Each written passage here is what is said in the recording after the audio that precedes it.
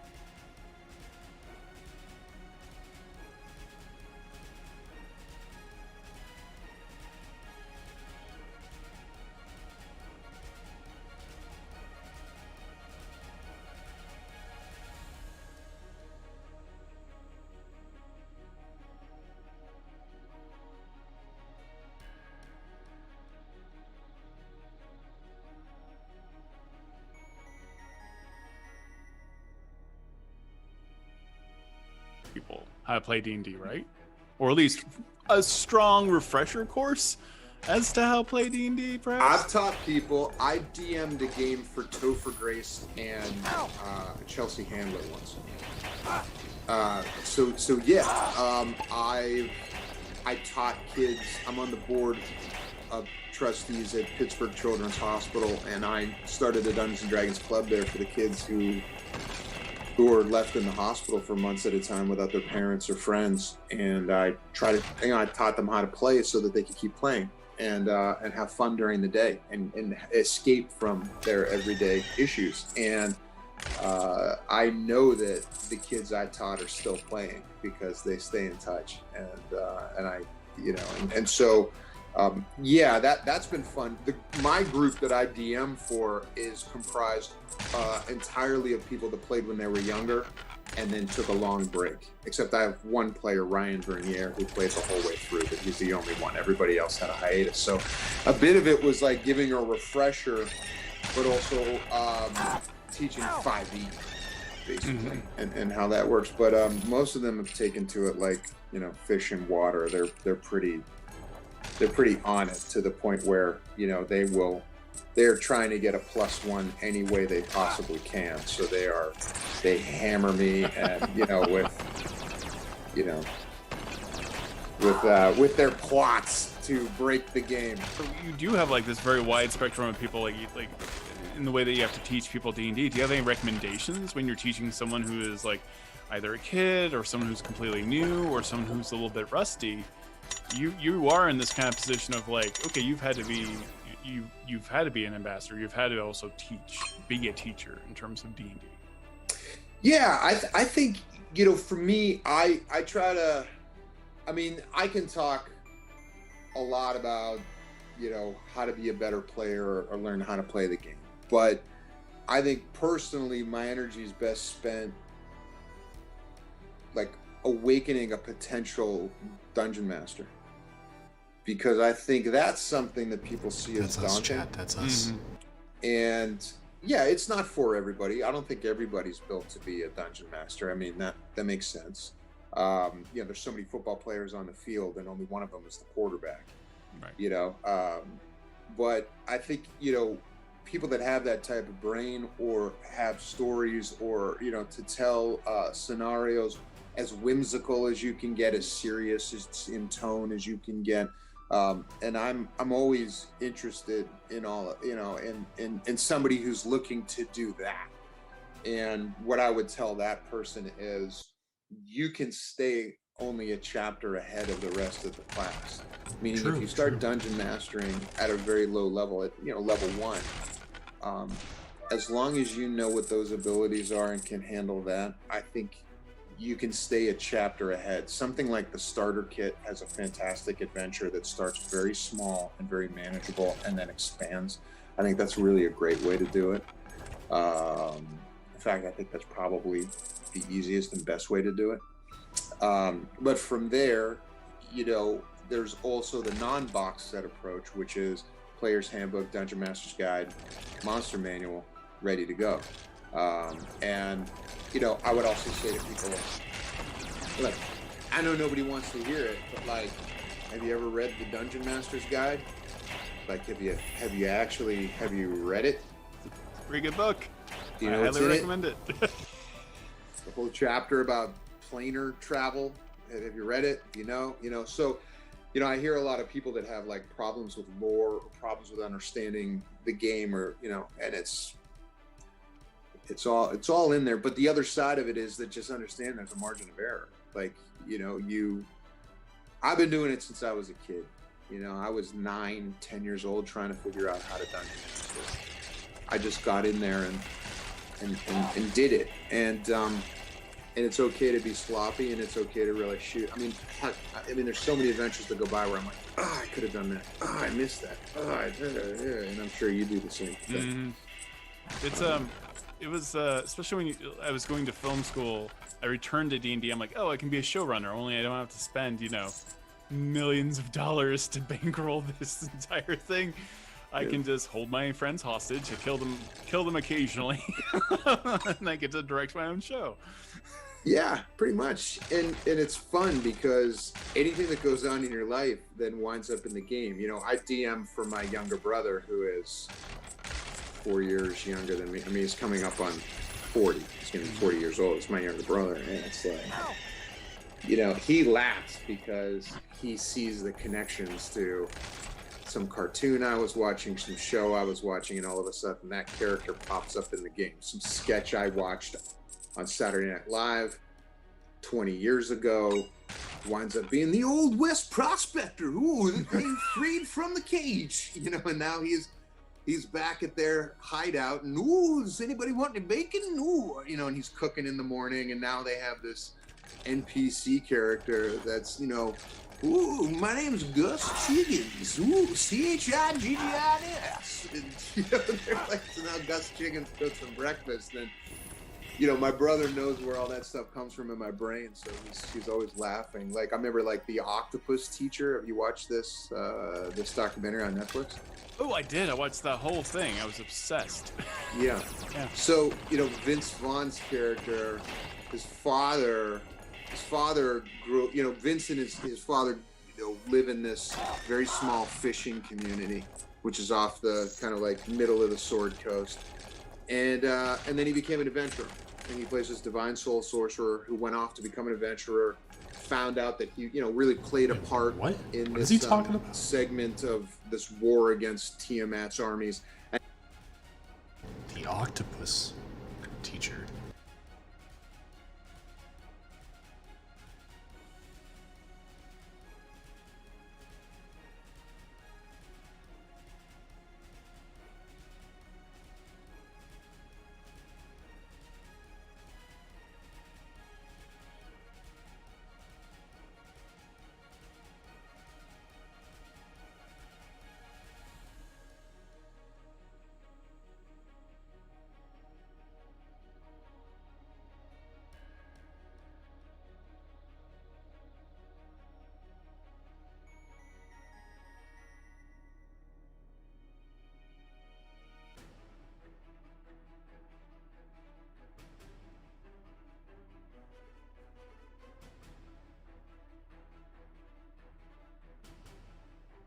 And now has come back to the town to meet his father, and his father is like, come, take a morning swim with me. And my brother just starts holding his head, and he's like, swim through the kelp forest with me, my son. And so they went and swam in this kelp forest, and you know, in my octopus teacher, the whole thing is like you're not supposed to interfere with nature. Mm-hmm. You know, like he wouldn't. The shark came around, and he wouldn't. Yeah, you wouldn't like, save the octopus. fend Yeah. the shark off, and you know, Sophia and I are watching it, and we're like, "Kill the shark! Yeah. That's your friend! Yeah, this guy. Octopus, kill it!" Yeah, Megan and I were kind of screaming at the screen, and like I get the morality of it, but I don't know that I could watch that happen. Right. And so, you know, that was kind of the big, I think a lot of people had this visceral reaction to his like hands-off approach. And so, you know, I made Vince's father and him go swim through the kelp forest. It was very obvious to my brother what was going on, and they went out to go meet Inky, the octopus friend who was dead. And the shark swam up, and his father sent like a shockwave to shock the shark and send it away. And you know, that was to illustrate the fact that Tiamat was this force of chaos and nature, and that for Tiamat to be released, that's actually the natural order of things. So in my campaign, there is someone out there who has figured out how to prolong the cosmic cycle so that the universe doesn't have a beginning, a middle, and an end. It only has a beginning and a middle, and the middle just keeps spiraling so that this being could stay in power, while Tiamat releasing means the end of the world. She will end the cycle.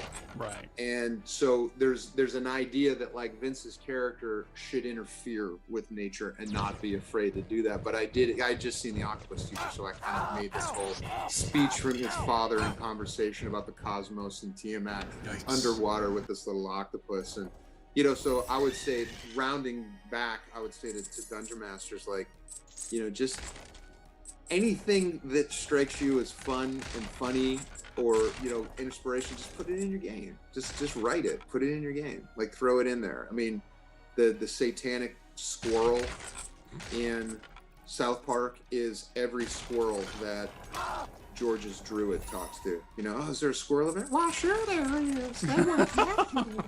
You know, and so you just draw from whatever's going on in your life, and it becomes that story with your friends, and your friends just laugh because they get all these inside jokes that you're throwing out. What is it like right now for you? Because you have a couple of groups that you play with every week, and then the pandemic happened. How did this shift everything for you? I had to hurry up and learn how to use Roll20. So I had to learn how to use the software. Also, my campaign is for the one that I DM for my Friday night game is 11 players. What? And so, you know, to give you context, any D&D module is balanced for 4 players. 11 players. 4 players and a DM.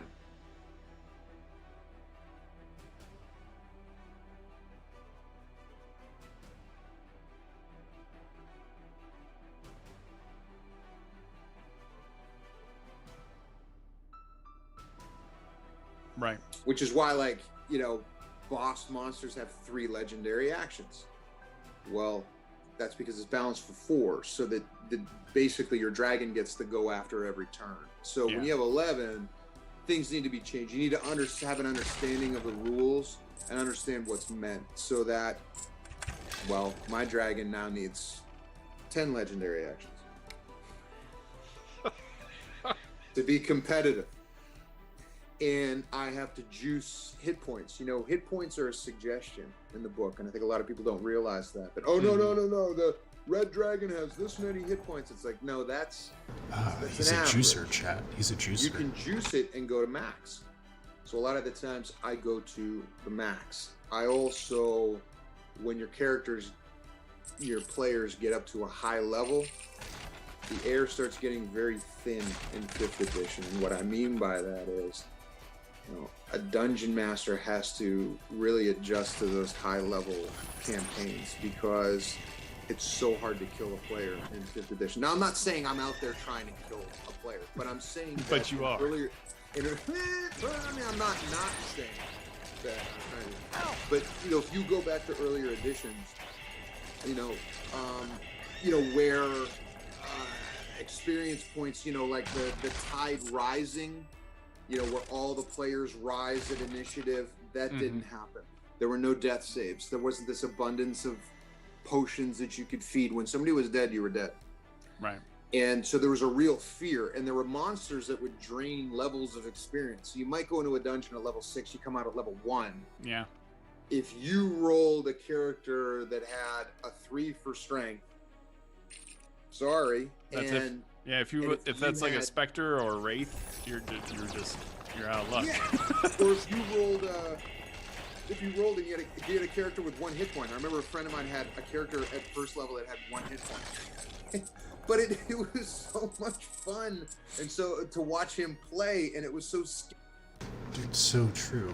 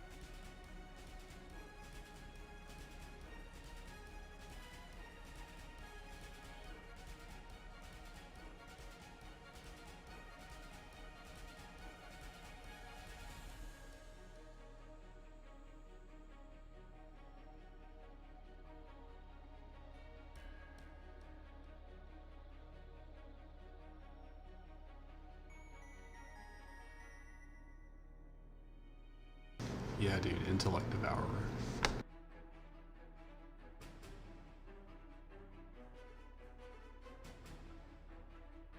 What level are these? These are level...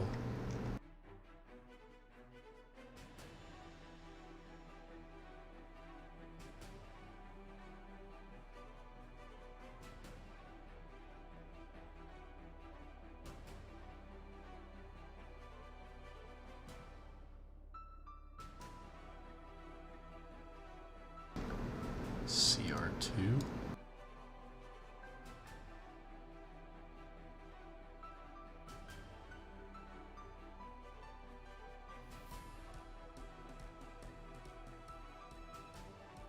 Succeed at DC 12 and int saving throw against this magic or take 11 psychic damage.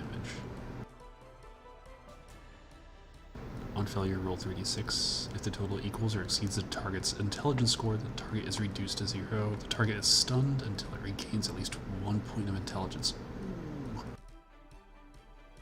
Yeah, and then I can essentially steal your body from you.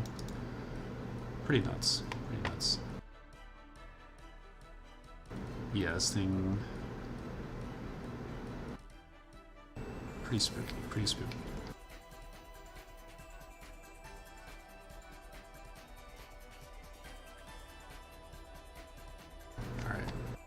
Scary because he had to try to survive to get to that next level and get the hit point bump, and I thought that made for like very fun gameplay, and I think that like you really realized how fun the game is to play, whereas I think with an emphasis on storytelling per se, or trying to eradicate that fear of losing your character, I think what's happened is when the players get to a higher level, they're godlike.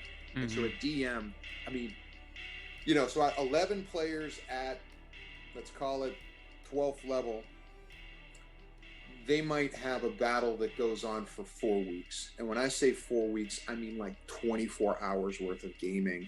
to get them to the place where now they're scared. Now they're depleted of spell slots, and it's intense. You're plotting out a war every single adventure, and then from there, I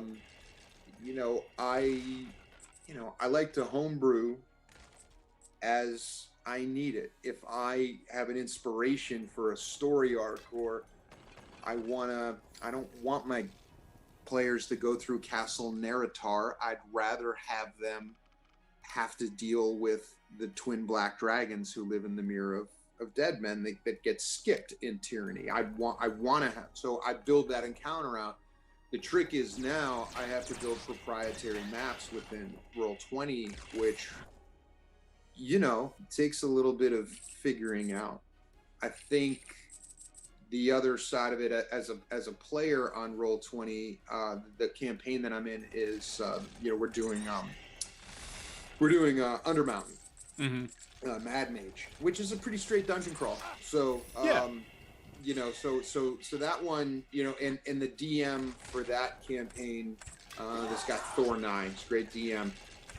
Yeah, I think Thor. So Thor's like very like by the book, and I enjoy that because when you are DM'd by Thor, you really get a sense that this is what Wizards meant. This is the adventure. You really get to experience the adventure as it was meant by the people that came up with it, and I appreciate that a lot. I think, which is why he's somebody that the company always goes to play test, which is actually how that game started. We were one of the play test groups for Waterdeep Dragon Heist. So we were actually giving notes as to, because some stuff happened that like almost broke the game. And like my character wound up with the Stone of Galore and never gave it back because I hit a series of natural 20s and they couldn't get it from me because it was like, I kept hitting all these 20s, so you can't take it. And so we were writing, hey, this could happen, blah, blah, blah, blah, blah. But so those are the two games that I played. Did it become more important for all the players to like have that meetup?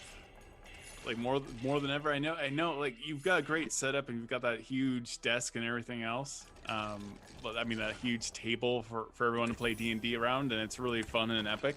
But like they must have just been excited just to keep going.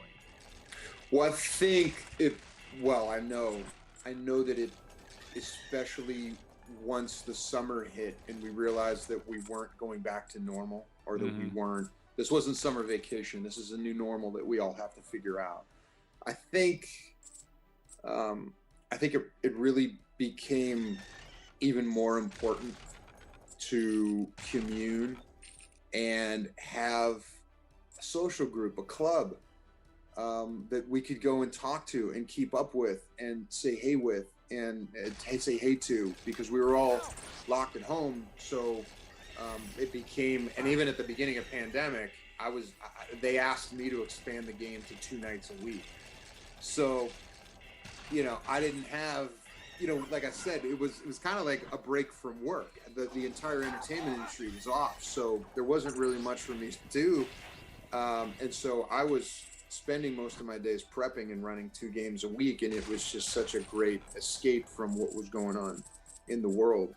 So yeah, I know that it served as that for the guys in my group.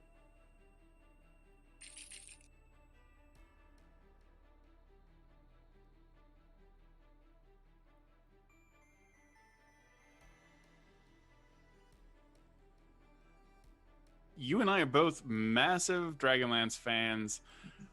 Why are we? Because something about that was so evocative right out of the gate. I remember the modules coming out. I go to the comic book store and I would see Dragonlance modules, or like even the Sears had them, right? And then the books came out, and something about it, I just immediately connected with this world. And you kind of feel like you know what you're getting, right? Like it's kind of like the Star Wars of D&D in a lot of ways. Very much. Because very much. Dragons and lances, like things are gonna pop off. I definitely agree with you. And when people ask me what is Dragonlance about, or I'm in a position to explain what Dragonlance is about, it's Star Wars. And I think it's Empire Strikes Back. It is Star Wars. It's big. It's epic fantasy. which isn't every fantasy story, but this is big, epic, epic fantasy. And yeah, and it is constructed in a way that is closest, I think, to Star Wars. There's a lot of, I guess, in the books, there's a lot of influence from The Hobbit. Mm-hmm. That's for sure. But in structure, it's Star Wars. It's about family. It's about, pretty much the grand arc of the first 6 books is, would you be willing to sacrifice the thing that matters to you most, meaning a loved one, meaning your twin? Would you be willing to sacrifice your twin if it meant to save the rest of the world? And that's a really, who doesn't identify with or see, or, who wouldn't be moved by that? Everyone gets that. And so I think at its core, in the way that Star Wars was, Oedipal, it was an exploration of the Oedipus myth mixed with like some kind of Shakespearean ghost type of qualities, but it's very ancient Greek, and Joseph Campbell studied all of that. So there was something that was very true about the original Star Wars. I'm talking about the original 3. I'm not talking about it that came after that. I'm just talking about up to 1983. They were, and it was, and I think that there are real, truths and really great ideas and great relationships in Dragonlance. You don't get the level of romance, in something like the Avengers that you do in Dragonlance. And I think that that's very captivating, and there's love triangles, and, I think those are very, very intriguing and offer like a soap opera quality in a good way. In a very good way. Yeah, like the relationships between like Tanis and Kitiara, and who happens to be Rayson's sister. Well, and then Lorana, and the fact that you have a biracial character who's half elf, half human, and never knew his parents, and so he's raised by this elf king, and raised with elven, adopted brothers and sisters, but then gets to a certain age and realizes he doesn't know what the human side is, and how could he ever give himself fully to someone if he didn't know what both sides were made of. And so goes off, and then Lorana, the elf king's daughter, is brokenhearted that he would leave Qualinesti, and he goes and lives amongst humans and falls in love with a human woman who also didn't know who her father was. And so you get this very interesting understanding of those issues as they play out in this fantasy setting. And I think that there is something that people could really sympathize with, and there's something very compelling about that. It turned things on its head. I remember, because as it starts out, everyone's getting back together after a long time. They're not meeting at an inn. They're getting back together at an inn. And so you're seeing the damage that some time has caused.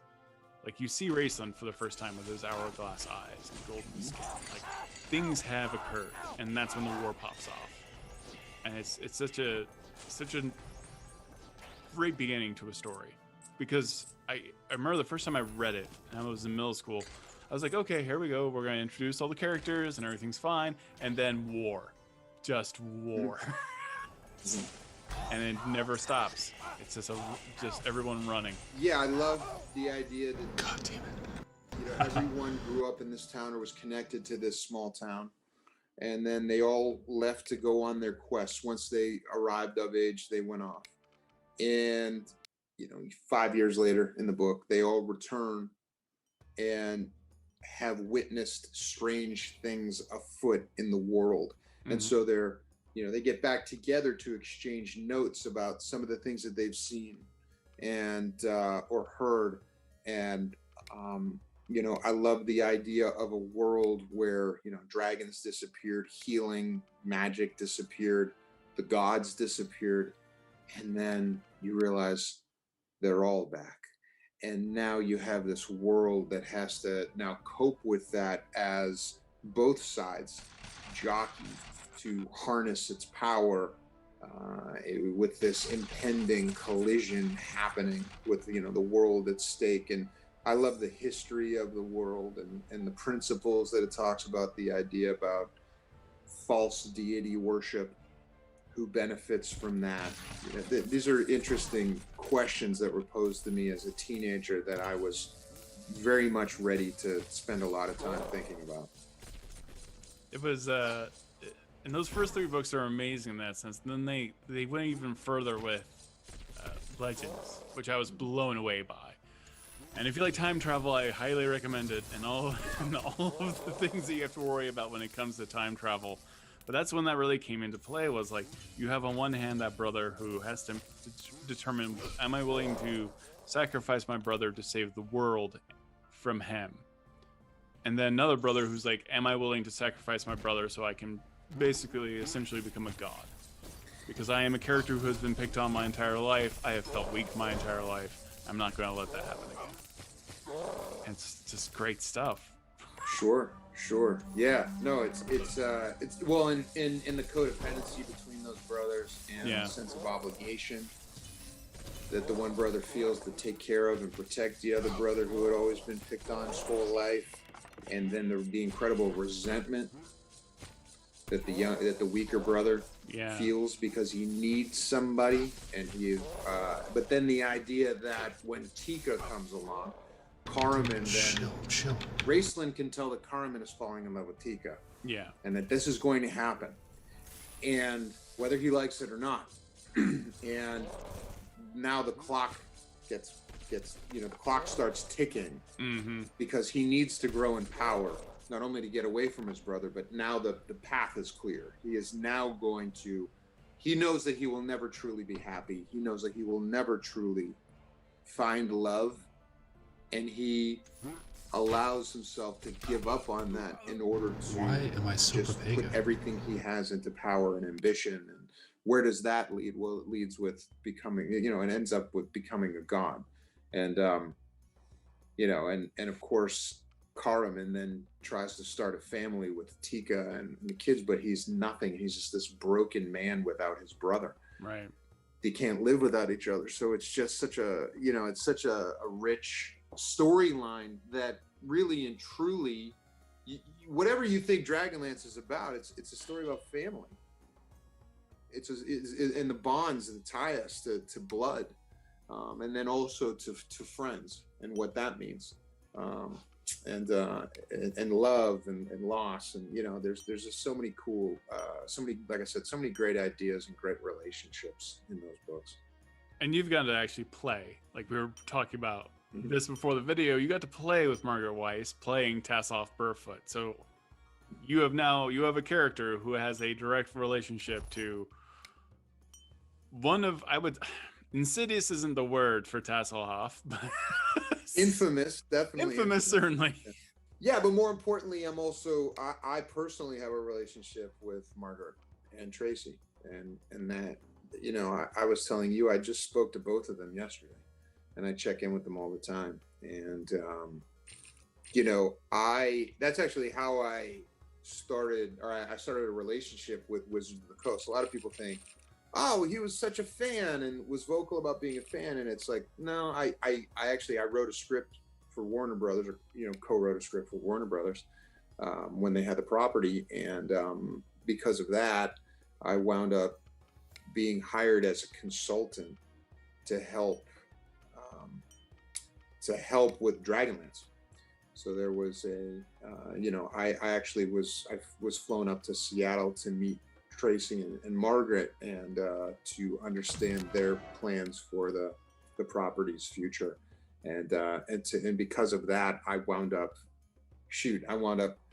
Margaret invited me to Gary Con that year, and then she invited me to Gen Con, and Tracy and I started hanging out. Tracy ran me through a game of Ravenloft, which was mind-blowing, to be inside of his head in the module that he wrote, which many people believe is the greatest D&D module of all time. And I got to play with Margaret when she played as Tasselhoff. So I've gotten to travel quite a bit and get to know them really, really well.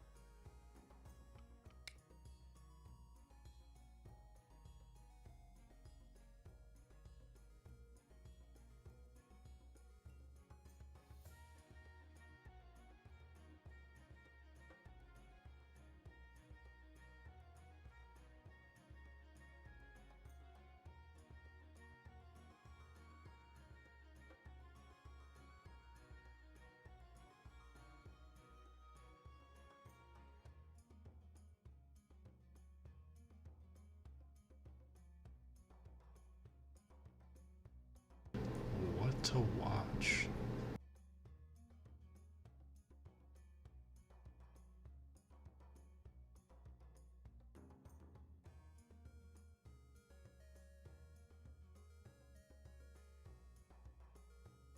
So how did it feel to make this prediction and then have the world essentially not listen and not prepare?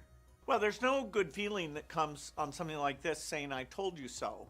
If anything kills over 10 million people in the next few decades, it's most likely to be a highly infectious virus rather than a war. God gamer. You know, I just think back of, could I have been more persuasive? But we've actually invested very little in a system to stop an epidemic. We're not ready for the next epidemic. How did you make such a prescient prediction? How did you know this was going to happen? Well, there's a number of respiratory viruses, and from time to time one will come along that's very transmissive and causes some level of fatalities. Respiratory diseases are very scary because you're still walking around on a plane, a bus, when you're infectious. Unlike some other diseases like Ebola, where you're mostly in a hospital bed by the time the viral load infects other people. Hey, so recently I got the chance to interview Bill Gates when his foundation's annual letter came out. I'll link to it in the description. And we talked about lots of things, including conspiracy theories and misinformation. But about the pandemic, I wanted to know if so many people could see this coming and the costs of prevention were relatively small, then why wasn't more done about it? Well, there's some risks like earthquakes, where we see small earthquakes all the time, or, you know, the history of war or fire or hurricanes. So you don't forget, these pandemics only come along so irregularly that being lulled into a sense of security where it probably won't be a problem in the next few years, why should we put money into that? You don't buy the insurance policy, basically. This one will help us understand it needs to be a priority. I feel like humans have an issue, though, with fighting the last battle, potentially. So if we focus on pandemics now, and there isn't one, say, for another 100 years, what is the next disaster? What is the one that we're not prepared for? Well, I'd point out two. One is climate change. Every year that would be a death toll even greater than we've had in this pandemic. Also related to pandemics is something people don't like to talk about much, which is bioterrorism, that somebody who wants to cause damage could engineer a virus. And so that means the cost, the chance of running into this is more than just the naturally caused epidemics like the current one. It feels to me like there's something similar about pandemics and, you know, climate change or like asteroid impact, which is that, you know, they're not very tangible, but you could do a little bit. I don't know, it seems like humans are not very good at those sorts of problems. Well, my favorite writer, Václav Smil, wrote about all the potential kinds of disasters, like, the risk of an asteroid, the risk of a, Yellowstone-like eruption. And in fact, he showed that pandemics were significantly the biggest thing, other than a human-caused nuclear war, that we needed to be more prepared for. So what changes do we put in place to be readier for the next one? And is it possible that COVID-19 could be the last global pandemic? Well, certainly there will be more pandemics. In ways that humans interact with other species, these viruses are coming across a species barrier, whether it's from bats or monkeys or... But you don't think we could increase our preparedness to such a level that it never sort of becomes this global issue? We could increase our preparedness so we never have a death toll anywhere near what we have today. Pandemics can be worse in terms of the fatality. Smallpox was over 30% fatality. So a little bit we were lucky that the fatality here is not super high. But we can nip it in the bud. It'll still get to a lot of countries, but the number of deaths, with the right system should be 1/10 of what we've seen here. And the systems that you want to put in place so you can nip it in the bud, or sort of what are the key elements that we didn't have that we should have going forward? I would divide it into two sections. There's the field-based activity and the R&D activity. In R&D, we need to mature mRNA so we can make it even faster and have factories all over the world. have it be cheap and thermostable. There's a lot that can go into therapeutics, including antibodies. On diagnostics, having the ability to give 10 million PCR tests a day. Then in terms of the field, we need a lot of diagnostic machines all over the world. We need a team of epidemiologists. So the investments are about equal between R&D and the field-based group and information that should be constantly flowing. You know, I feel like there's a meta issue that is kind of above all of these issues, which is, you know, the way that people connect with reality and figure out what's true and what's not, and, you know, what information to believe. I've got to say that, you know, as I was growing up and coming into this information age, it seemed like the internet and all these tools were going to make the correct information so much more easy to access and bring us into a more fact-based world.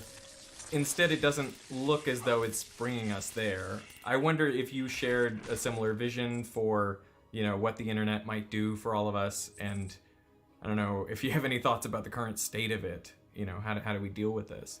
Well, the internet has done something fantastic, which is if you want to learn, you know, the people who watch you are, you know, getting an opportunity to understand science and what's going on, and that just wasn't there. And so for a lot of people, they're so much more informed. I mean, I have friends who ask me about these variants where I'm just stunned at how up to date they are with the latest information. So for people who want to learn facts, this is a golden age. You know, we focus on the negative part with some of these conspiracy theories and anti-factual things. And so because social media is so new, figuring out how you curb that, you know, labeling it, restrict the speed of spread of things that are titillating but false, we are missing some good ideas to, you know, not have this kind of scary phenomena that in the case of anti-vaccine things may slow down how quickly we get lots of people to take the vaccine and therefore extend the epidemic and cost us in tens of thousands of lives. It feels like you're running up against, you know, kind of that great American principle of free speech, right? I think it's a great point that you bring up that, you know, in the past the problem was kind of scarcity, getting access to this sort of information, and now it's sort of a problem of too much and figuring out which is the good stuff and which is not. Well, there are certainly clear things like, you know, saying completely false things about, you know, vaccines. But there is kind of a gray area in the middle that figuring out what the rules are and who should be the one looking and interpreting those rules. Wow, we are missing that today. You know, can you get a group of experts that are weighing in on these things? You don't really want the profit motive involved, but you want, you know, expertise and capacity. And so, you know, a few years from now, I hope we're more sophisticated on how that line should be drawn. You know, a while back on my second channel, I made a video called Be Hated, which was kind of about my thoughts about pushing back against misinformation, that we should see anything that is wrong in the world and we should do our best to fight it. So you should not be liked by everyone because there are some people out there with bad ideas and you should be pushing back against them. That was essentially my thought. But since then, I feel like my views have softened a little, and now I think of our pushing back against misinformation a little bit like an immune system. Obviously, it's a problem if your immune system is weak, if it doesn't respond to anything, but it's also a problem if your immune system is too strong. You know, during the 1918 flu pandemic, there's a really interesting distribution of deaths where the young and old were more likely to die, obviously because they have weak immune systems, but also people in the sort of 25 to 35-year-old range, because their immune systems were just so strong, they were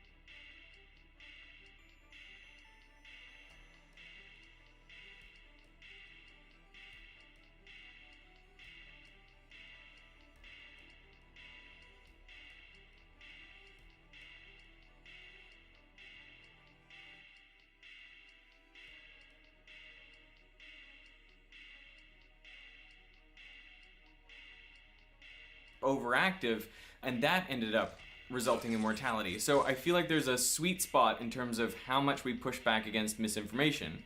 You know, you'll never see me make a video about flat earthers because I just don't see the point. You know, making that video only kind of reconfirms their worldview, and there's not really any minds to move there. So That's kind of how I'm conceptualizing this information these days, a bit like we have to be a targeted immune system. So I wanted to push Bill a bit further on this idea, and I brought up a tweet that I had seen doing the rounds on Twitter that basically said that the Oxford vaccine development, they were going to open source that vaccine until the Bill and Melinda Gates Foundation got involved and said, no, you must partner exclusively with a big pharma company, AstraZeneca. And so obviously it seems to the people on Twitter that something nefarious was going on there, but I wanted to know from Bill, what was the real story? Well, the making a safe vaccine is more complicated than, say, making a jet engine. And people are very picky about vaccines. In fact, you could ruin the reputation of vaccines if you're making them in factories where the quality control at every stage is not exquisite. And, you know, any mistake, you know, you can have that factory shut down literally for months at a time when its output is needed to save millions of lives. So vaccine factories are not something that you just, like open source code that you can take and, mess around with. And so the limitations on how many vaccines are being made, that's based on how many great, capable vaccine manufacturers there are in the world. And we've made sure that the AstraZeneca's being made in these big Indian factories, and there's no royalty for that, no charge at all. Now, we've had to fund that, the Gates Foundation. These are companies we've been working on their factory quality for over a decade, so that there was spare capacity to make inexpensive vaccines. So Oxford University is wonderful, but they're not capable of doing a phase 3 trial, and they don't have factories. We did tell Oxford that they needed to seek somebody with expertise, and AstraZeneca came in, and we didn't control that agreement, but they came in and said, hey, they want to do it on a non-profit basis. And I'm impressed with how they put their best people on it and helped out. You know, the pharma companies who didn't get involved, nobody's criticizing them. So, you feel sorry for the ones that are really miraculously helping make these vaccines. These are the very good reasons that I suspect exist, but that's where I feel like social media just doesn't get the nuance, and it pains me to see the world like that. And even to see you, Bill, be the target of some of these conspiracy theories, it seems to not bother you, but it kind of bothers me as a guy who wants everyone to live in the same kind of reality, and I see out there doing great things, and I think that that should be commended as opposed to what you get. I'm not in a position to complain much. I have a lot of things that make me extremely lucky, and I hope these conspiracy theories go away. I don't know what it'll mean for the future. How do you feel about the vaccine rollout so far? Well, we need the supply, we need the logistics, and we need the demand. And there are huge challenges in each of those. I'm hopeful that Johnson & Johnson in the next month will get approved, because that's a single-dose vaccine, very cheap, highly scalable. So AstraZeneca, Johnson & Johnson, and a few months later Novavax, most of the developing world, those are the vaccines that will be going to them. And so we've put billions into trying to make that happen, and in a few months, hopefully it'll come together.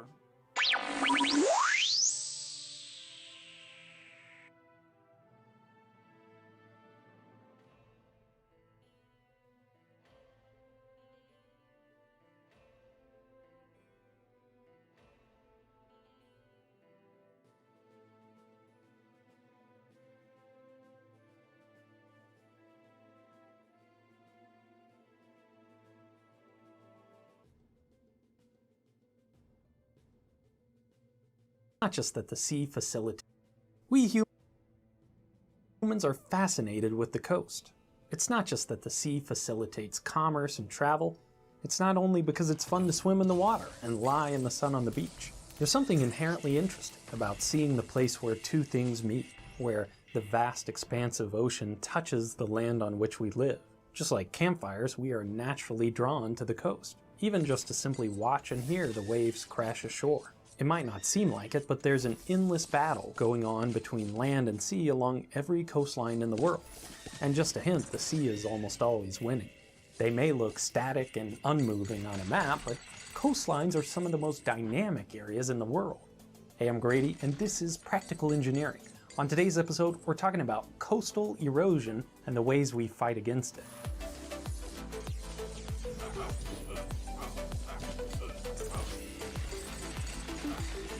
This video is sponsored by HelloFresh, America's #1 meal kit. More on that later.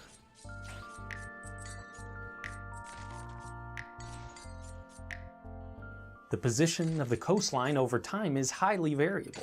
Tides create fluctuations in the level of the sea, moving the shore in and out, sometimes hundreds of meters over the course of a day.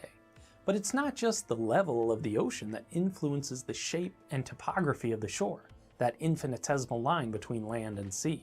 The material that makes up the land, soil, and rock is in constant flux, largely due to the interminable power enacted by seawater over time. Although the currents sometimes deposit more sediment than was there already, usually things work the other way around. Rock and sediment are carried out to sea in a process we all know as erosion. The big difference between coastal erosion and other types is the timescale. The sea steals away land so much quicker than other forces on inland areas for many reasons, a few of which I will try to demonstrate here in my garage with a homemade flume. Ocean currents move beaches constantly, but the biggest component of coastal erosion is waves. That's why I've assembled a simple wave generator here in my garage. If you've ever played in the ocean or even in a wave pool, you've probably been surprised at the power behind them. Just like waves wash around swimmers with no hesitation, they can also wash away the coastline. Simply put, waves are destructive because water is heavy. This isn't exactly a precise law of physics, but it is a good rule of thumb in engineering. When you bash heavy stuff against something, it's liable to break. When you combine this helpful hint with the fact that a good proportion of coastlines are made of not very erosion-resistant, loose sandy beaches, you get a recipe for serious erosion. What happens along coastlines across the world is mostly a physical process, where the relentless crashing of water exerts pressure that can separate soil particles and even splinter and remove pieces of rock. A single wave can smash tons of force into a small area, easily washing away loose sediment or wearing away at rocks. Waves also carry sand and sediment from the seabed, which gets bashed against the rocks, grinding, scraping, and chipping them over time. In some cases, the seawater can actually dissolve the rocks themselves, a process called chemical weathering. This destructive environment certainly creates some serious erosion, but it gets even worse. All of these processes are amplified during storm events like hurricanes and typhoons, which produce some of the fastest sustained winds on Earth. That high wind leads to high waves, which accelerate erosion way beyond normal levels. That would be fine if the coast wasn't such a popular place to put stuff. And by stuff, I mean houses, commercial buildings, apartments, condos, etc. Basically cities and all the expensive infrastructure that comes with them. Erosion literally steals away from the shore, carrying it piece by piece out to sea or to be deposited somewhere else along the shore. That means development nearest to the coast is constantly at risk of being claimed by the sea. In addition to that, beaches support massive local economies, providing millions of jobs and billions of dollars of economic activity. As I mentioned before, people love the beach, and they'll spend lots of money to see and hear and swim in those waves. So, just by adding humans to the mix, what was this perfectly natural geologic process of coastal erosion is now a certified hazard in many places, threatening structures along the shore and the livelihood of huge portions of coastal populations. That's bad, and we don't want it to happen, so over time we've developed some solutions to try to mitigate these adverse impacts. A lot of engineer solutions to coastal erosion involve armoring the shore with structures like seawalls, bulkheads, and revetments. These involve building some kind of hardened structure that can withstand the continued impacts from waves. Some seawalls even include a recurve to make sure the waves don't crash over the top and erode the area beyond the wall. Another protective structure, called a groin, protrudes into the sea to reduce the currents directly along the shore and retain the soil and sand. Finally, breakwaters are structures built parallel to shorelines to break up waves before they make it to shore. Hard armoring often provides a more long-term solution to erosion, but it also creates a lot of unintended consequences. Smooth seawalls like concrete reflect waves rather than absorbing them. This is not ideal because waves can be sent towards other parts of the coast, worsening erosion at the edges of walls or further downshore. Improperly designed groins can also worsen erosion on the downdrift side. These structures can also affect the quality of habitat in the sea, creating environmental challenges. So when possible, we look towards softer solutions to erosion. These might not last as long, but they have fewer unintended consequences. One of those solutions is planting of mangrove forests. These are trees and shrubs that grow in tidal zones along coasts.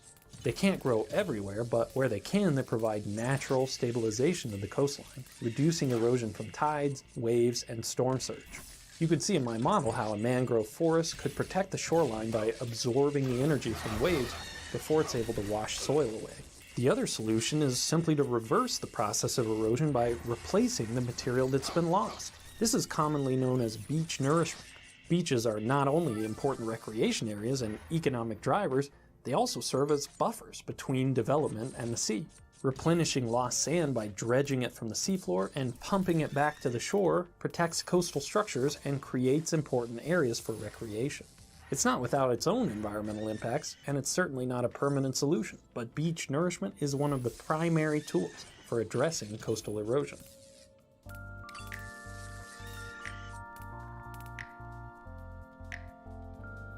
Just like with riverine flooding, sometimes the cheapest option to protect development from erosion is for it not to be there in the first place. For coastal structures, this strategy is called retreat.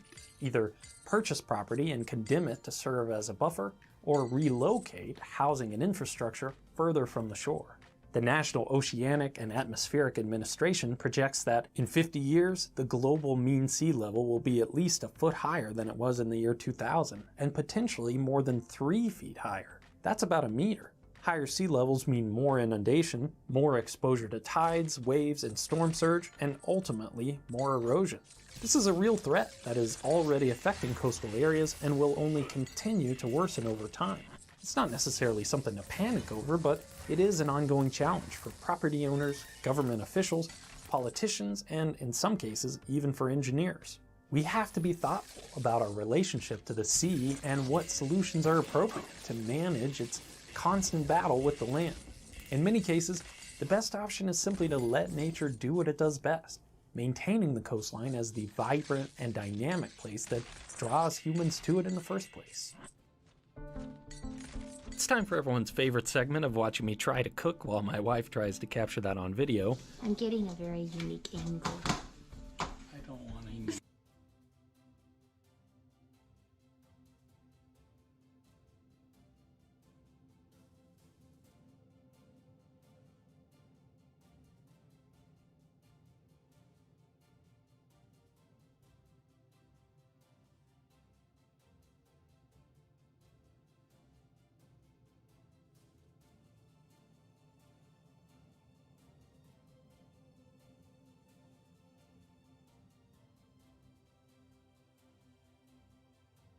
If you read, watch or listen to any review of any big budget popular game, there is one word that I bet you is going to come up more than any other description or any other comment, and that word is immersive.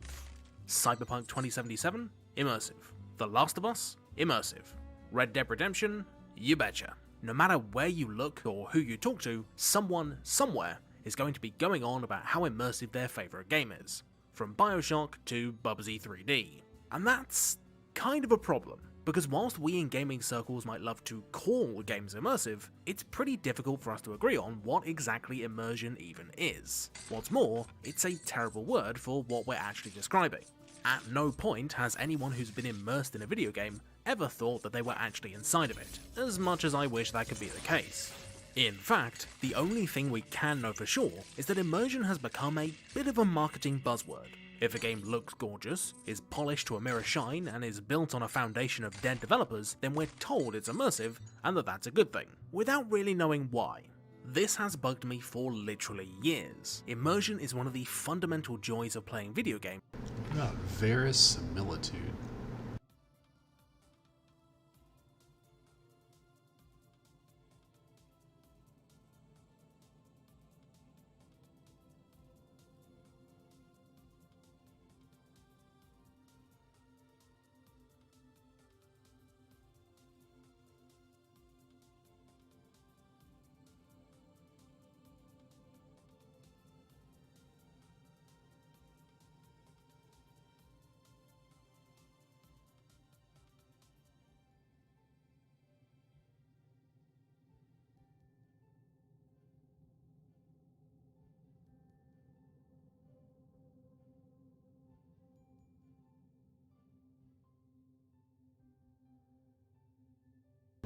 Nice definition, dude. Appearance of truth probable. Depicting realism as an art or literature. Yeah.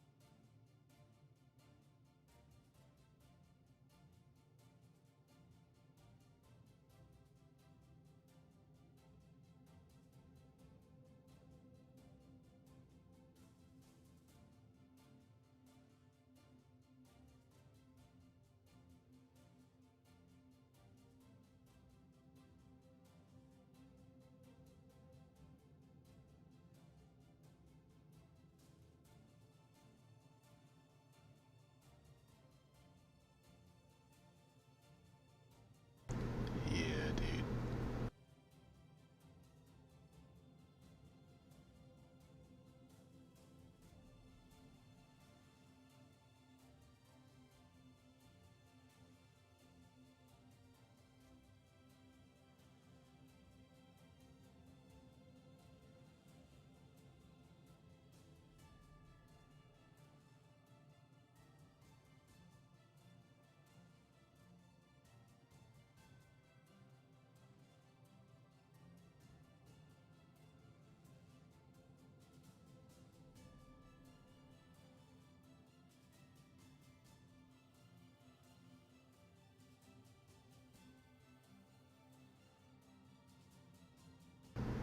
Yeah. Oh yeah.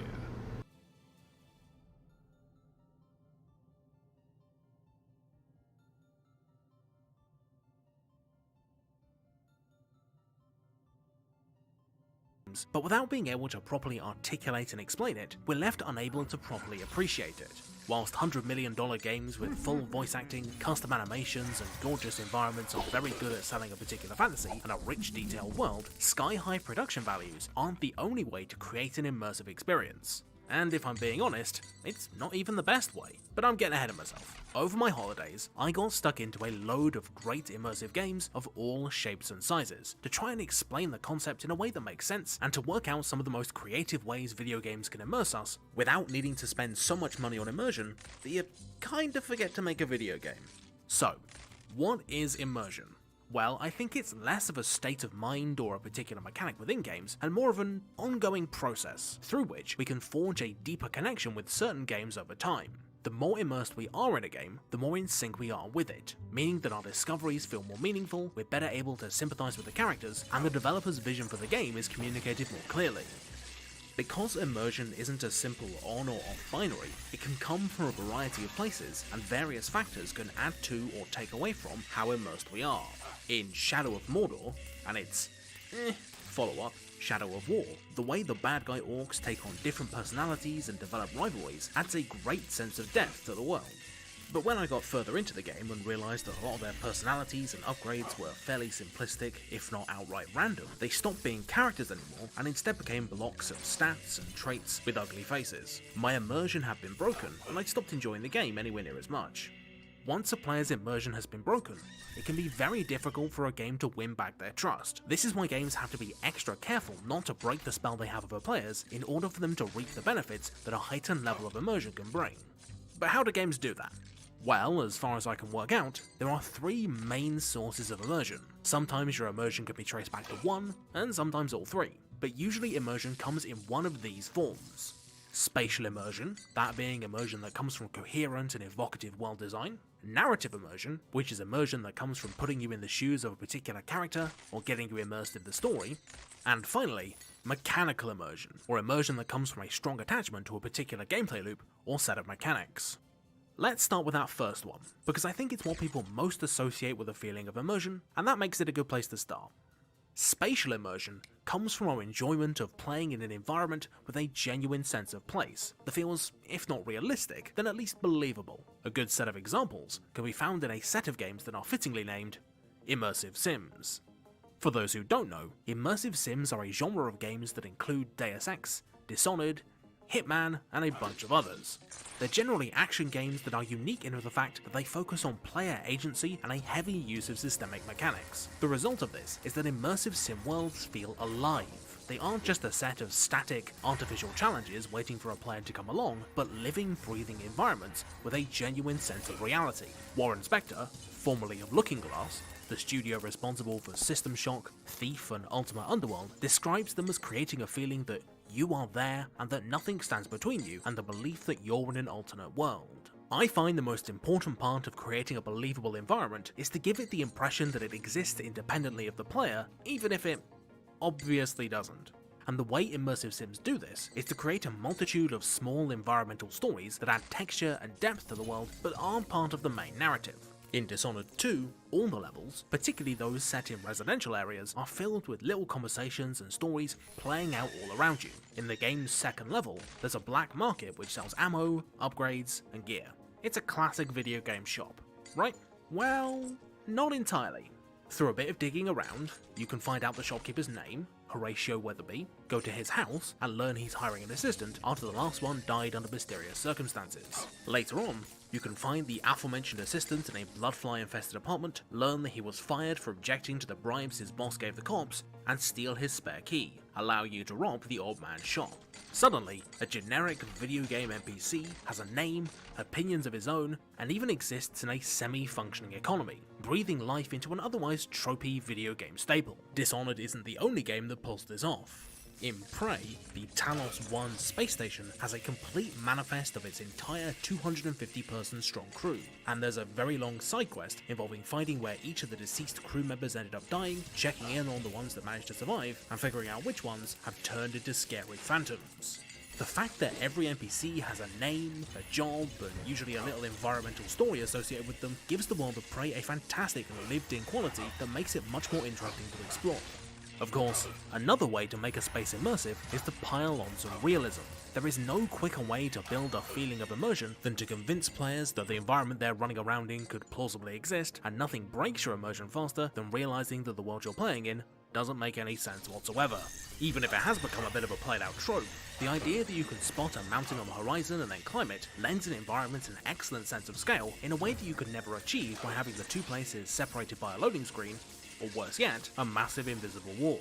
Death Stranding's overworld is massive, lifeless, and boring, so terribly boring, but because it forces you to hoof it across the terrain and navigate everywhere entirely under your own power, the geography of post-Kojima America takes on a character of its own, and makes the grand odysseys you take feel much more rewarding and immersive as a result. Similarly, the commitment to maintaining a sense of immersion over balance is why Monster Hunter goes through the effort of having monsters fight each other whenever they cross paths, because it would feel weird if these giant killing machines just sort of ignored each other. The same goes for Far Cry and its bevy of wild animals. They're not on anyone's side, so it would challenge a player's sense of immersion if they only ever focused on the player. Even little tiny touches to the behaviour of NPCs and the way we're made to interact with the world goes a long way towards building a sense of immersion. In Divinity Original Sin 2, if you hang out near rotten fish, you'll become stinky and people will like you less. In RimWorld, all of the characters, even animals and enemies, need to eat and sleep, and the way Animal Crossing villagers all have preferred hobbies, styles, and speech patterns goes a long way towards making them feel like distinct characters, even if there's only like 8 different personality types in the whole game. Which brings me on to narrative immersion. Narrative immersion is all about creating a story that the player has genuine investment in beyond wanting to see how it ends, or putting you in a particular character's shoes. In mystery games, this is really easy to do. Paradise Killer, Disco Elysium, and Heaven's Vault, to name just a few, are great at immediately getting the player invested in their story, because you have to develop an intimate understanding of the characters, setting, and themes in order to progress. For example, early on in Paradise Killer, the game makes it very clear that the big central murder happened behind a series of magically locked doors, and they can only be opened by understanding the layout of the island as well as the background lore of the game, meaning that it's only by going above and beyond to immerse yourself in Island 24 that you can solve the puzzles and crack the code. When you do eventually reach the murder scene, your passion is rewarded with some bombshell evidence that totally turns the case upside down. Which of course, I won't spoil. If you don't care enough about the game to go after this optional puzzle, then you won't be able to get the best verdict, leaving the game to suggest you explore the world a bit more and get to know the various characters in order to solve those last few elusive mysteries. Companion characters are another way that games can get you invested in their stories, though this has to be done carefully. A poorly implemented escort character, for example, can often end up breaking your immersion as they force you to play in a way that isn't much fun and feels unnatural, not to mention the fact that you'll probably end up despising the character in question. On the other hand, well-executed companions can offer a great window into the game and an emotional anchor to the story. Atreus from God of War and Ellie from The Last of Us are two great examples, because not only are they broadly useful and likeable, they're also well positioned to ask all of the important world-building questions that we as players want answered. In addition, most people naturally want to protect children, allowing us to easily step into the role of Daddy Kratos and Joel respectively in a nice bit of ludo-narrative harmony, as we try to stop those two crazy kids from ending up either dead or as psychotic murder machines. Which one am I talking about? That's for you to decide. Of course, it's also important to let players get immersed in playing as a particular character, rather than in the story as a whole. One of the best ways a game can do this is via the user interface. Normally, in games, the UI is something layered on top of the game world and is a constant reminder of the artificiality of what we're seeing. But when a game is able to make the user interface part of the internal world of the game, our brains are much more ready to accept the reality of what's on screen and become more invested in our character's adventure. This is a process that's called diegesis, or to narrate. Essentially, diegetic user interfaces come from the narrative of the game rather than the game itself. One of the best examples of this is Samus's viewpoint in the Metroid Prime games. The game isn't just presented from first person, it's made very clear that everything we see is also what Samus sees. There are a ton of tiny details that help to sell this shared perception, from the way water runs down the screen, to the symbols for the various beams being hand motions Samus has to make, and the way that the visors don't just reveal game elements, but change your entire frame of vision as if you were actually using them. Hell, a significant portion of your perspective is actually blocked by the interior of the suit itself, which is a fantastic touch. Because such a large part of Metroid's identity is the atmosphere and horror element, Retro smartly took advantage of the first-person perspective to increase the authenticity of the world, making your exploration and discoveries feel much more meaningful. Diegetic UI can even be used to more directly enhance the experience of immersive games. In Dead Space, Isaac's suit monitors his vitals, and therefore also shows the player his health and stasis charge. And rather than positioning your ammo totals off to the side in a handy-dandy little box, they appear on a holographic display from the gun itself, so that Isaac can see as well. Now, this all works very well for establishing a consistent, atmospheric setting with a firm grasp of its aesthetic, but this approach also has another function. By displaying all the relevant gameplay information on or around Mr. Dead Space himself, the developers know exactly where the player is going to be looking at any given time. When the game wants to ratchet up the tension, it can make something happen on your periphery so you don't get a full look at it. And when Dead Space wants to really scare you, it can have something jump out at Isaac, confident that you won't miss the big moment, and you'll feel just as scared as he does. Unfortunately, making a game immersive in this way can have some downsides. In order to sell a game as immersive, its visuals, controls, and mechanics have to be grounded in fiction in the same way that its geography and characters need to be, and that means sacrificing raw playability. In the Metro games, the Ranger mode, which disables basically all of the UI, is much scarier and tense because it's easier to put yourself in the action when you don't know how many bullets are in your chamber and when you don't know for sure how much time your gas mask has left. However, the fact that it also removes all the button prompts, hints, and a lot of useful details like your crosshair means that Ranger mode is much less fun to play as an actual shooter. This is the central struggle at the heart of mechanical immersion, or immersion that's to do with really getting stuck into the way a game plays. Often the trade-off developers have to make when they pursue a more immersive approach is that the end product is likely to be less intuitive and satisfying on a moment-to-moment level. This is why things like carry limits and weapon durability are such divisive topics. For some players, the frustration these mechanics create outweighs the additional commitment to realism that they offer. Creating a sense of mechanical immersion means walking a delicate tightrope between encouraging a playstyle that's authentic to the game's intended experience and making a game people actually want to keep playing. Faster-paced games have the luxury of being able to utilize the flow state. It's easy to lose yourself in the simple pleasures of a racing game or a shooter because they're naturally attention-grabbing and give immediate, satisfying feedback. The thrill of downhill mountain biking in Descenders translates well into video game form because of the tangible sense of speed and fine level of control you have over your bike. And it's easy to immerse yourself in the seamless rhythm of Doom's demon blasting dance because of the intuitive way shooting, glory killing, and chainsawing fit together, and the endorphin rush you get from pulling each step off. Slower paced, more cerebral games on the other hand, have to be a bit more careful. It's hard to feel like a tactical genius or a master of industry if you spend most of your time alternating between fiddling around in menus and waiting around for something interesting to happen. The reason why it's so easy to waste an entire day playing, say, Civilization is because while the game plays out very slowly, there's always either a new decision to make or a previous decision paying off each turn, ensuring constant engagement without sacrificing the strategic pace of the game. Similarly, in logistics games, it's borderline impossible for your factory to reach 100% efficiency, meaning that even if plonking down lines of furnaces or fiddling with conveyor belts isn't exactly exhilarating gameplay, you still get to live the fantasy of being a master engineer because the fun comes from solving emergent optimization puzzles, of which there are always more to tackle.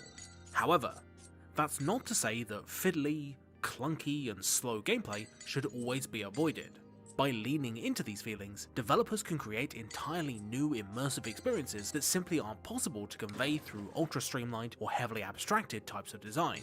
Take In Other Waters, for example, one of 2020's best games precisely because of the interesting way the player is forced to interact with the world. The entire game is presented from the perspective of a diving suit's AI, meaning that, in essence, everything you see and do in Other Waters is happening in the real main character's minimap.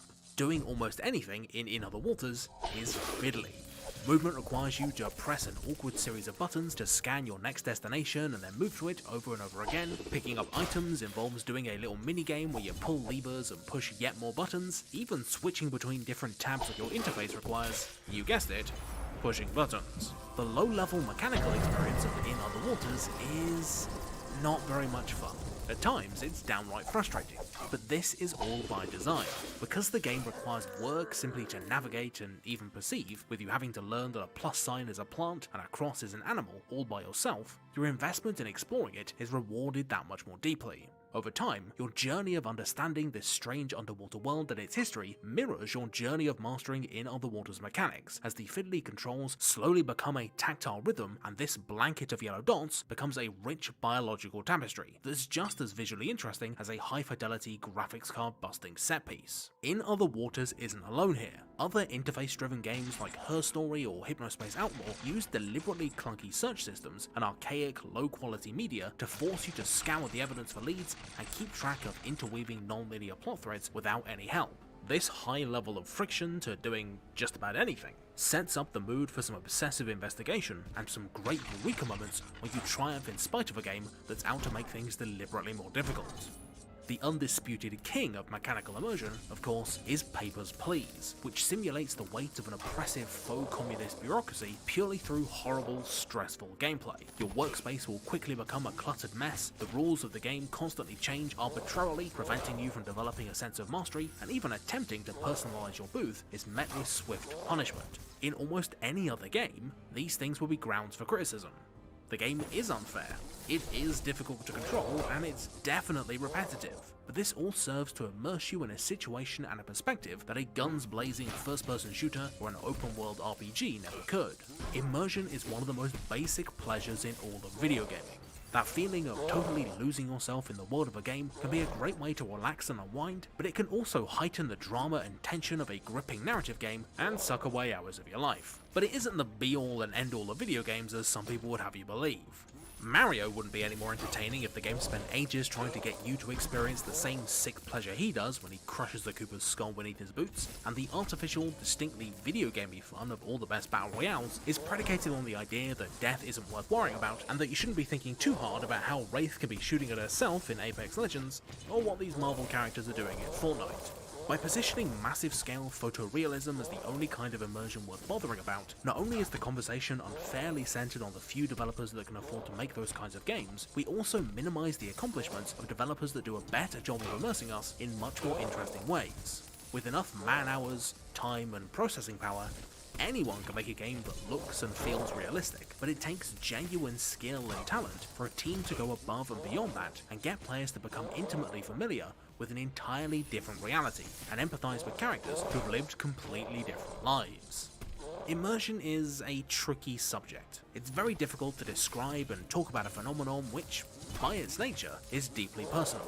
What gets one person invested into a game might totally break the immersion of someone else. But in any case, I hope this quick dive into immersion has helped you figure out what kinds of immersion work for you and how to better describe this linguistically evasive subject. So, the next time you're really enjoying the feeling of existing inside a video game world, try and think, is this fun coming from the world design, the characters, the way my actions interact with the mechanics, or is it just because someone spent several $1,000s modeling, rigging and simulating ultra-realistic horse balls?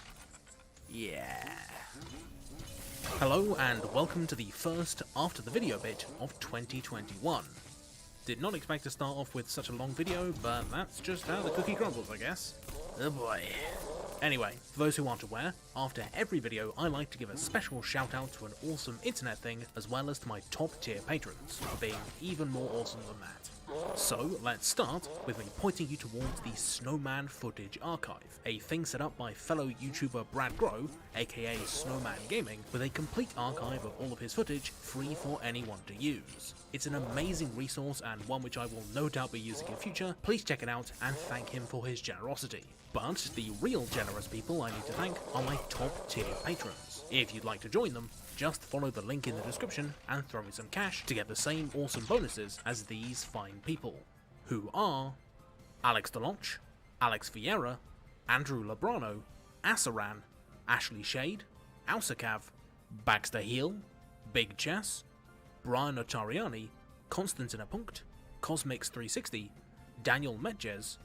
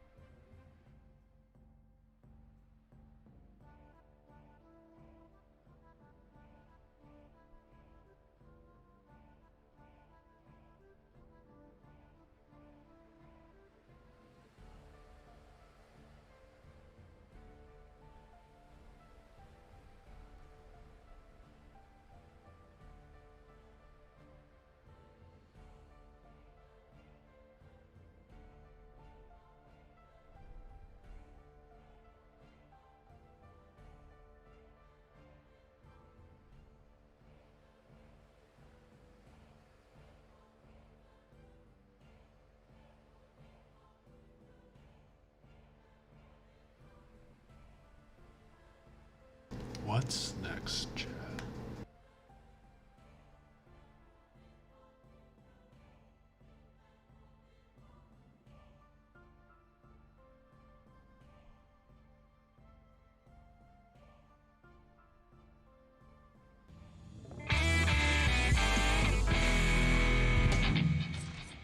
Hey, it's me, Destin. Welcome back to Smarter Every Day. This is the first video in a series of videos on going back to the moon. The fun thing is, I have no idea what these videos are going to entail because the opportunities have not presented themselves yet. But I do know this. I know NASA, with the Artemis program, they have set their sights on the moon, and I'm all about it. So if you're a contractor, a program manager, if you're NASA, and you have things you want to talk about landing on the moon, I'm your guy. Just give me a call. We'll do a video about it here on Smarter Every Day. So that being said, let's think about this. I want to talk about the specific technical issues that have to be overcome in order for this to happen safely. So number one, if you think about a lander descending to the surface of another celestial body, you basically have to solve the equation of velocity equals 0 when you touch the surface of the moon or whatever, right? So that's been done before, right? When the Apollo astronauts descended to the surface of the moon, they actually piloted the craft all the way down and they made sure their velocity equals to 0 right at the moment that they touched down on the surface. Contact light. So how did they do that? It seems like a simple question, but it's very, very complicated. The reason this is so complicated is here on Earth, we are being pulled down towards the Earth at 9.8 meters per second square, 1G, right? Well, on the moon, it's 1/6 g, 1.625 meters per second squared. So think about that. If you have a spacecraft and you have a rocket on it, it's going to behave differently on the moon than it does here on Earth. So how do you practice landing on the moon when you're on Earth? Many scientists and engineers among us right now, they have the knowledge of how we went to the moon. But what we need to reclaim is the understanding of why we made the decisions we made along the way. And that is a task well suited for the scientific historians among us. Let's start this whole series with one of the most authoritative sources on the history of the lunar lander program that I can imagine. It was a lecture given in 2007 in front of the Society of Experimental Test Pilots by none other than Neil Armstrong. Let's go get smarter every day. In January of 1962, FRC proposed a free flight lunar landing simulator program consisting of 3 parts: a preliminary study, a research test vehicle, and an Apollo flight simulator. The research test vehicle would be small, relatively inexpensive, and independent of the actual Apollo configuration. It was intended to investigate the inherent problems of lunar descents from altitudes of up to 2,000 feet and have the capacity to vary control characteristics, cockpit configuration, displays, and landing gear geometry, and so on. Neil goes on to explain that in the 60s they were thinking about the problem of descending to the surface like hovering a helicopter, so that's where they started. The problem with a helicopter, though, is it changes the way you move laterally. Let me explain. If you think about a helicopter, it has to offset its own weight, right? So if you've got the weight here, then you have lift that's pulling it up at a certain amount to offset that, right? If you decide to translate forward, meaning you want to tilt the helicopter forward and you want to move in that direction, you still have a vertical component of lift that's going to offset that weight, but you also have this horizontal component that will let you accelerate forward. Now that makes sense on Earth, but the problem is if you're in a spacecraft and your spacecraft has 1/6 the weight of a helicopter, even if they're the same mass, you have to go with me here. Think about it. If you have a very small thrust required to lift that thing, if you tilt it over and try to translate in the same acceleration moving forward, it's not going to work, because as you tilt that thing forward, the horizontal component of your acceleration is far lower because you're not thrusting as much. So in order to get the same acceleration in the horizontal direction, you would have to tilt the spacecraft over much farther than you would a helicopter. This is the problem they had to figure out how to solve. They considered a helicopter and a lunar vehicle of the same mass over Earth in the helicopter, and if there were no drag, the horizontal component of acceleration would be approximately proportional to the tilt angle of the rotor. Over the moon, where there is definitely no drag, and weight is only 1/6 of Earth, the same amount of acceleration requires nearly 6 times the tilt angle. Another problem they had with helicopters is the way you had to do the test. For example, if you're just hovering above the ground and you're descending in a straight line, that's a very difficult thing when you're close to the ground because you're inside what's called dead man's curve. Basically, in a helicopter, you want to have enough altitude or velocity to be able to auto-rotate to the ground if you lose power. I made another Smarter Everyday video about that if you want to check it out. But long story short, helicopters could be dangerous for this specific test application. After the helicopter thing, they tried an experimental aircraft I didn't even know existed in the 50s and 60s. The X-14 might be a useful simulator, some thought, although it could not duplicate the effects of reduced gravity. Yes, what you're looking at is a vertical takeoff and landing airplane in the 1960s. Its reaction control system was quite variable and could replicate a wide variety of control characteristics that were directly applicable to lunar flight. Some lunar final approach simulations were performed in early 1964, but without the lunar gravity characteristics, they were of limited usefulness. I didn't even know the X-14 was a thing. That's incredible. Anyway, it didn't work. Neither did the helicopter. And the whole reason is this 1/6 G thing. So what do? If every vehicle you put a pilot in is 5/6 too heavy, you have to take away 5/6 of the weight. And if you think about the perfect physics way to do it, you'd have like an infinite string going straight to the sky that would pull 5/6 of the weight up. But that's like a very difficult engineering problem. Think about it. If the pilot was over like commanding things, as the pilot moved, that string would have to remain directly overhead, because if it didn't, you would start a pendulum oscillation. That's like an impossible thing to build, except NASA built it. Independently, at NASA's Langley Research Center, an alternate approach to lunar simulation was initiated. The Lunar Landing Research Facility, LLRF, looked like a dirigible hangar after a tornado. Again, the idea was to duplicate the lunar gravity and control characteristics. The method was to lower the vehicle apparent weight to its lunar equivalent by lifting upward with a vertical cable attached to a traveling bridge crane. A complex electro-hydraulic system kept the crane platform directly over the machine and the cables vertical with an upward force equal to 5/6 of the vehicle weight. It had a wonderful assortment of structural and cable stretch and pendulous frequencies requiring innovative compensation networks. It was indeed an engineer's delight. After the kinks were worked out, it worked reasonably well.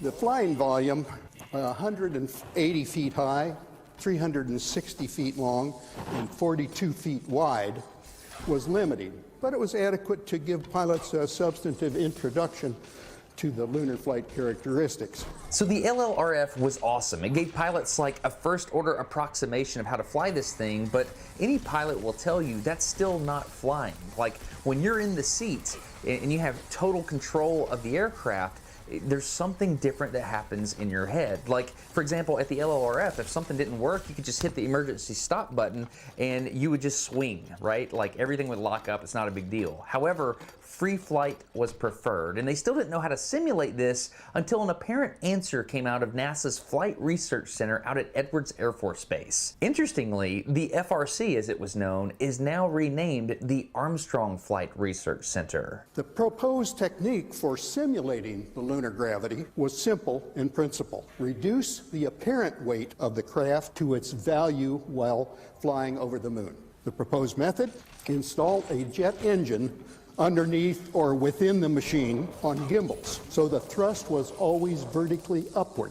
The engine thrust would then be adjusted so that the craft's net weight, that is its gross weight minus the engine thrust, would equal its lunar equivalent.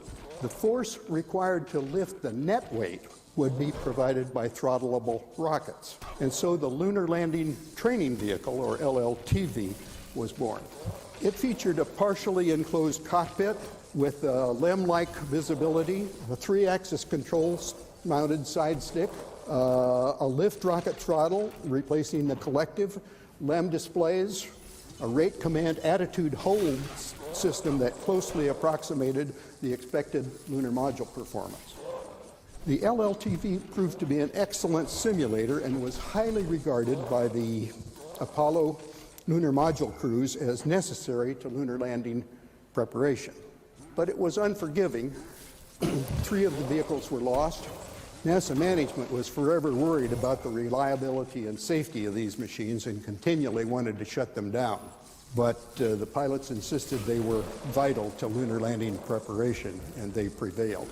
So this is Ben Feist. Ben has an amazing website that he created called Apollo in Real Time. And Ben, how long did it take you to make Apollo in Real Time? Apollo in Real Time took a very long time. The Apollo 11 version took 2 years of work by a whole team of volunteers. 2 years. And basically you took every piece of footage across the whole mission and you synced it together so I can go in and listen to a specific person on console. Was that the idea? That's the idea. Anything that's in the historical record should be there, timed to the moment that it occurred. I know, because I've seen this and I've talked to you a little bit, I know that you have the entire mission memorized. Is that fair to say? No, that's not fair to say. It's pretty dang close. I'll go with it. It's pretty close, dude. You pretty much have it memorized. So here's my question. So basically they slow down and come out of orbit and they start descending. And once they do that, are they pitching more over in the lunar lander than they would have in the LLTV? Or do you think the LLTV was a good simulator for what they were doing? The LLTV was an excellent simulator for that exact problem on the moon, and that you're tilting much more than you do when you're hovering on Earth. And the simulation, the other simulations that they trained for, like looking out the window and seeing the lunar surface and using the flight computer, weren't all pulled together until they were actually in lunar orbit and doing it in real life. When you watch the Apollo 11 descent, does it feel like they've been there before? Like, do you feel like they were adequately trained? They were very adequately trained, and Neil Armstrong was a test pilot who actually helped to develop the training protocols for how that worked. So him being the first one to do that was perfect in that he was good at academically assembling different training protocols, and the astronauts were adamant that they should be allowed to fly the LLTV so they could get that experience before they were actually at the moon. Even though there was danger? A lot of danger, and actually the danger was a big component also of why the LLTV was important, is that it put their hides on the line, as they would say, and gave them that aspect of maybe your heart pumps a little harder than it would normally when you're flying something like that gives you the simulation of the kind of danger that they were in when they were landing on the moon. I actually have some footage here of Neil Armstrong talking about the LLTV after a flight, and he's very clinical in how he speaks about it. What was your actual time up there, Mr. Armstrong? Gosh, I don't know. I suspect it was around 5 or 6 minutes. 5:59. 5:59, they say. The question was, how does the machine fly? And the answer is that we're very pleased with the way it flies. It's my music.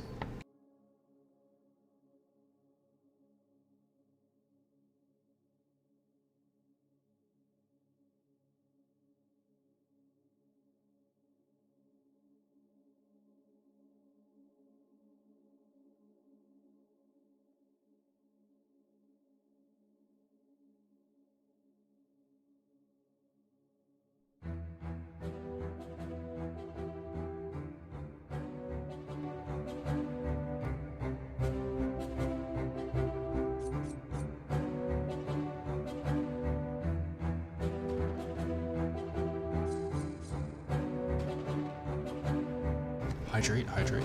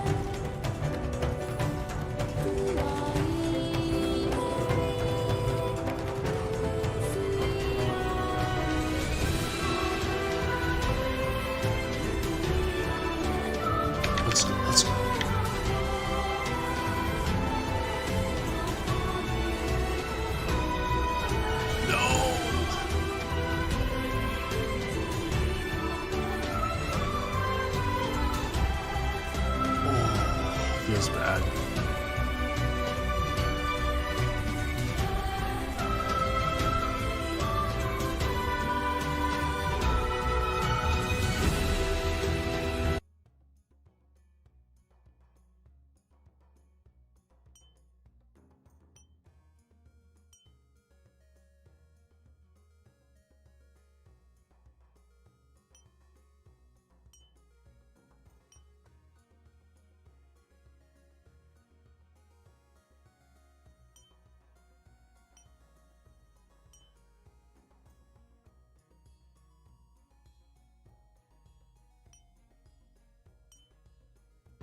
Feels worst.